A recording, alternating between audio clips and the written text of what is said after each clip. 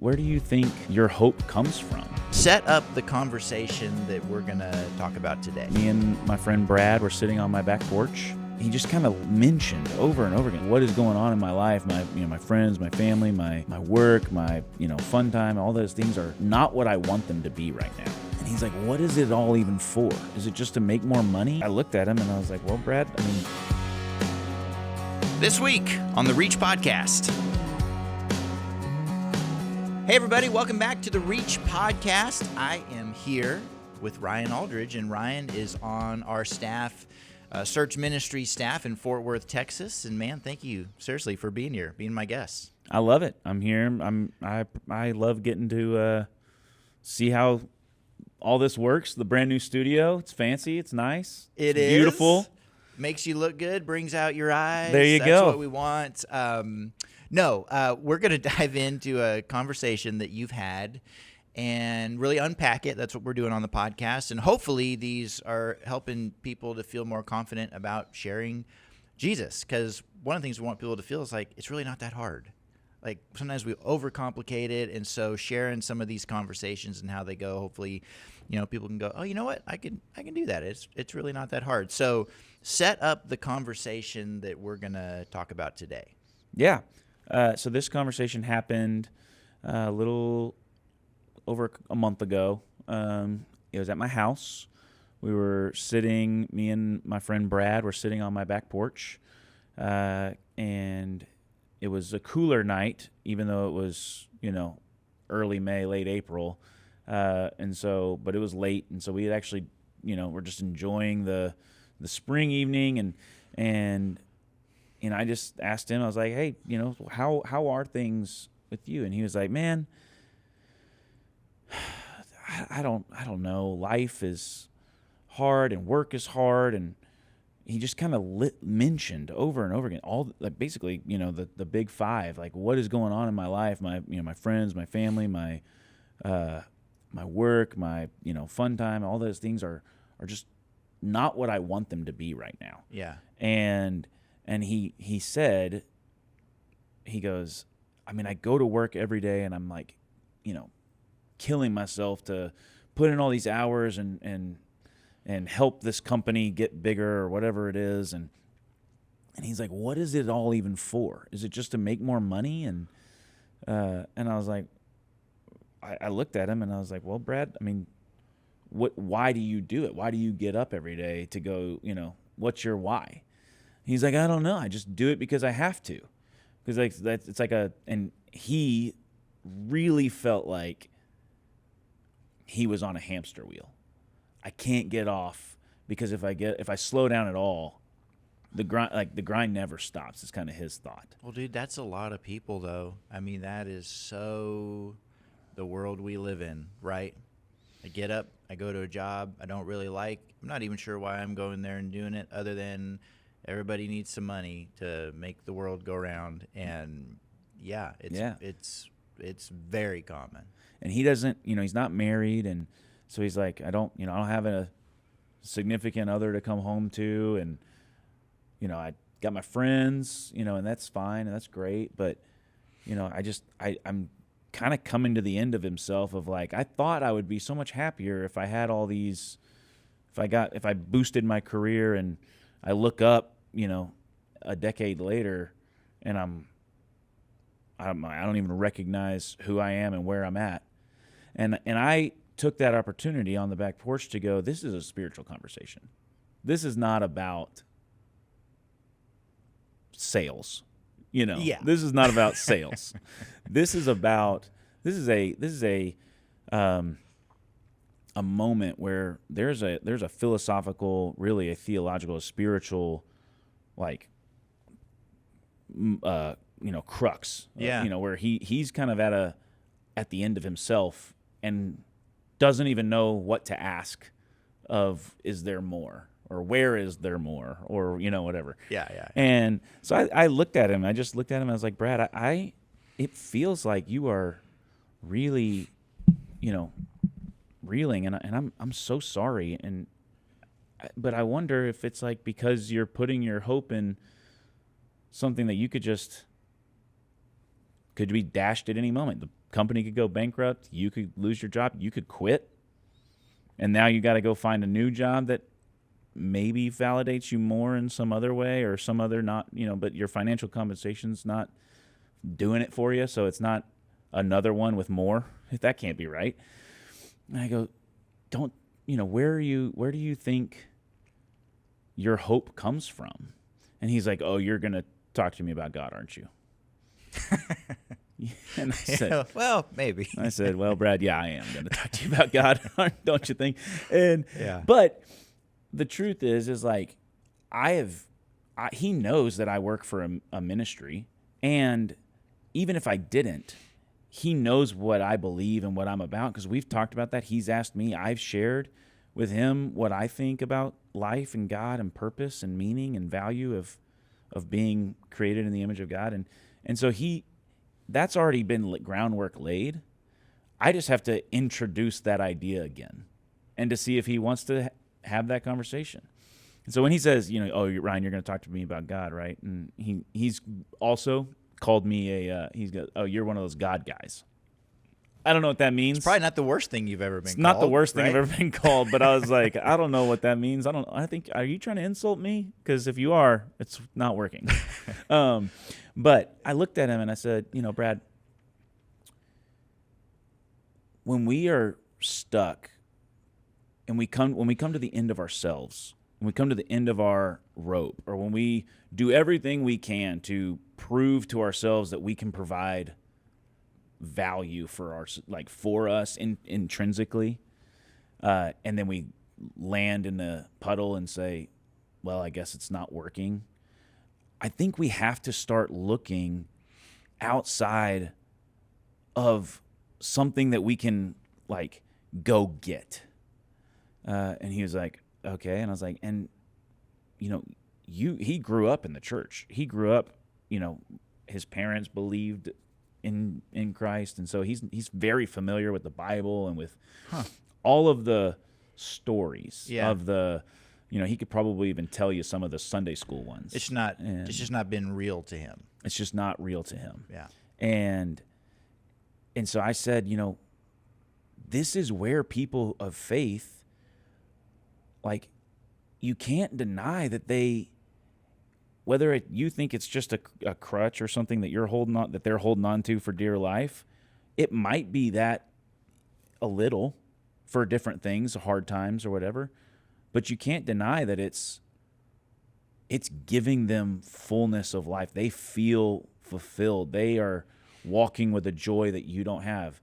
And he's recognized that in me and my wife and my family. And he's like, yeah, I mean, I see what you guys, the way y'all live. And it's what's so different than me, which, I mean, he's like, fast cars and freedom, and, but he looks at us and he's like, yeah, I mean, but I do recognize that there's something in what you have that I don't have. And I was like, man, that's Jesus. That's what it is. I have a career just like you do that has hard days and bad days and arguments and, conflict. And I go home to a wife, you don't have a wife, but you've had a girlfriend before, and that's sometimes great, and sometimes it's hard, and you got to fight for it, and whatever. And I've got, hobbies that are fun and great, but I don't want to do them 24/7. Then they would lose their luster. And I was like, but I have a fulfillment in my walk with Jesus. And he goes, yeah, I believe that,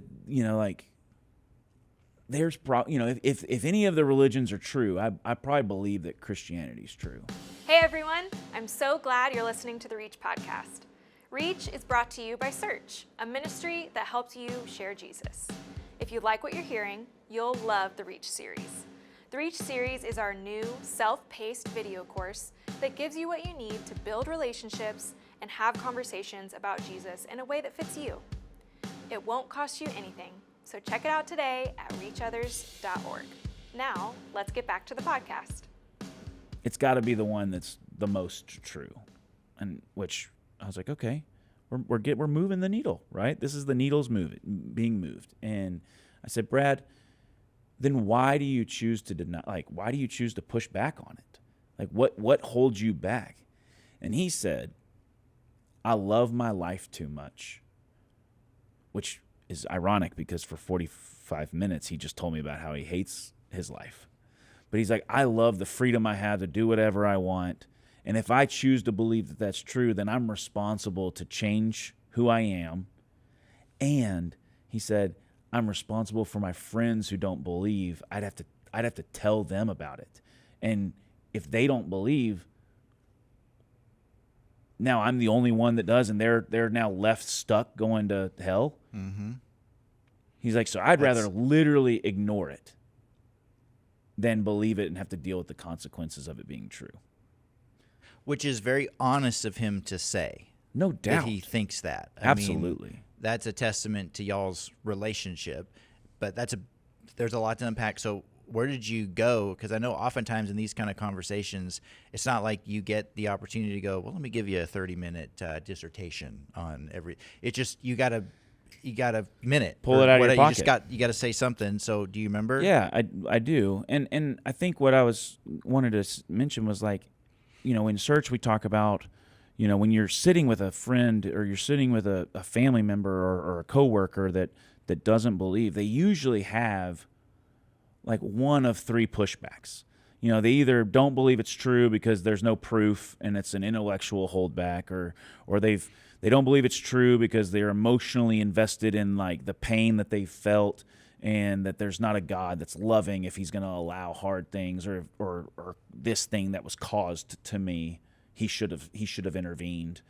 Or there's the third option, which is the natural barrier, or the sinful barrier that our hearts are hardened towards God until they are drawn to him.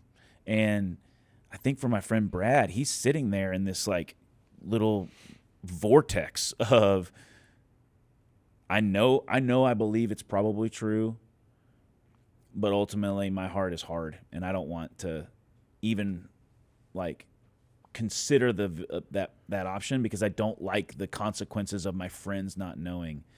Rather than taking the approach of, I believe it's true, I can find fulfillment in it, and then my friends can see that fulfillment and follow, be a Paul, follow me as I follow Christ, and so I sat there and I looked at him on the back porch. It's getting dark, sun's setting, and I said, Brad, until you're willing to look yourself in the eyes and say, I actually have nothing left to hold on to, I don't know that you're going to be able to get over that hump of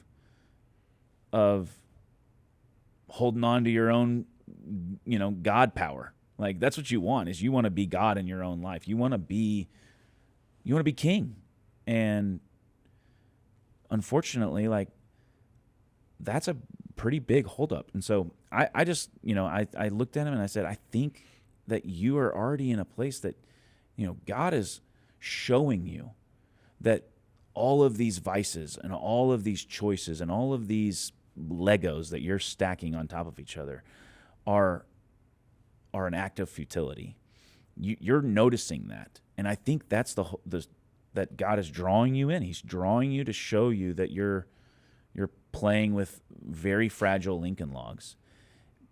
But God does clearly lay out, both in the Bible, through the Bible, but through the true narrative, the true story of how he makes it better and how he, totally redeems our hearts and totally redeems our sin and brings life to things that are dead and brings value to things that are valueless and brings joy to things that are filled with despair. I was like, until you're willing to like reach out and ask for help, I go, it's going to be hard for you.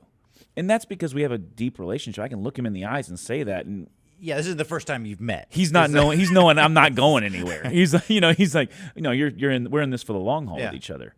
And what ended up finishing the conversation was he goes, I know that that's what you think, and what I do. He said, what I do love about the way we our friendship, Ryan, is that we can walk away from this going, agree to disagree, and give each other a hug and cheers our beer and say, man, I love you, brother.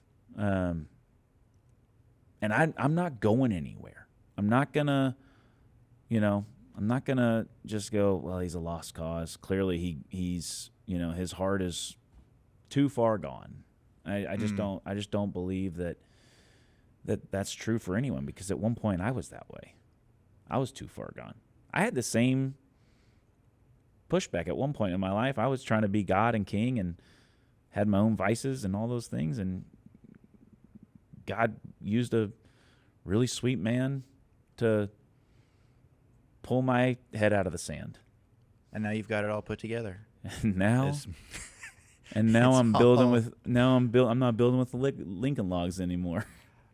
No. This conversation reminds me, though, speaking of that spiritual barrier, just this idea that somebody knows the message, they know intellectually, they get it and they just go, yeah, I'm just not interested right now. Not really for an emotional reason or an intellectual reason. Just, yeah, I get it. I'm not into it. And we can look at one of the key verses that we talk about with Search, which is in the book of Romans, on how to deal with it. And we always say to people, when you encounter this, you pray for them. And by the way, everybody has the spiritual barrier apart from the grace of God. So God's got to move. Again, however you work that out is lots of different ways to do that. But that's been the belief, that the grace of God moves to open our spiritual eyes, if you will. God's got to move first. And all of us are born in a situation where we need him to do that. And so when we see people that at least talk in a way as if they don't care, then we've got to pray for them. We can ask God to move, and he does. What's amazing is when he does, you see it, you go, whoa. But the passage that's interesting is in Romans, and it's the first verse of chapter 10, and 9 to 11 there, book of Romans is really about Israel. And so Paul's answering some questions. They go, what about Israel? And I thought, there was a plan for them, and now he's answering all these kind of questions. Romans 9, famously a difficult chapter. No doubt. But one of the interesting things about that chapter, though, is that what he goes into is there's this barrier, at least at the time he's writing, with Israel, that they're just not seeing it, don't care. And so he outlines a whole bunch of stuff, and then in the first verse of chapter 10 he says, but my prayer to God for them is for their salvation. And so I think that's the idea that nobody's too far gone. He just spent a chapter writing about some harsh things, but he was still asking God to change them and open their eyes. And I think that's what we do today. No doubt. So, takeaways. Yeah. Land the plane. We talked about a lot of stuff. What's the one thing you want people to remember? Well, to just springboard off of that is, I think so often we look at our lost friends or, the people that we're around, and we go, man, I just wonder, how are they going to, why haven't they gotten it yet? Yeah. And maybe, take this for what it's worth, you guys, but maybe this is God's call, the recognition of their lostness may be conviction of the Holy Spirit in your life to pray. Maybe you go, when was the last time I actually prayed for my grandfather or for my, stepdad or my coworker? Instead of going, man, those guys just drive me nuts because they're so lost and they're they'll never turn. Yeah. Do you have a heart of prayer for the lost? And do you spend time going to the Lord and saying, Lord, I am so thankful, not arrogantly, but humbly coming to you saying, thank you for rescuing me. Would you rescue my friends? And maybe, Lord, would you give me an opportunity to be a part of that rescue for them? And then don't be scared and don't be shy and don't be shocked when you find yourself at coffee or on the back porch and someone goes, man, I just feel like I'm spinning my wheels and I don't know if I'm ever going to get, fulfillment in my job. And then you go, it's happening. I have a chance. This is all real. I prayed for this last week. I prayed for this 6 months ago. It's finally here. God, thank you for the chance to be bold in my faith and just tell them where I find my hope. And then see what God does with your small offering. Man, I love it. Seriously, this has been a great one. Thank you very much for unpacking all that for us. This was great, Brian. Yeah, appreciate you. Absolutely. Thanks for listening to the Reach podcast. If you enjoyed today's episode, subscribe so you don't miss the next one. That'd be a good idea. Share it with a friend and leave us a review to help others find the podcast. Now, for more resources, please visit reachothers.org and follow us on Facebook and Instagram, and we'd love to hear from you.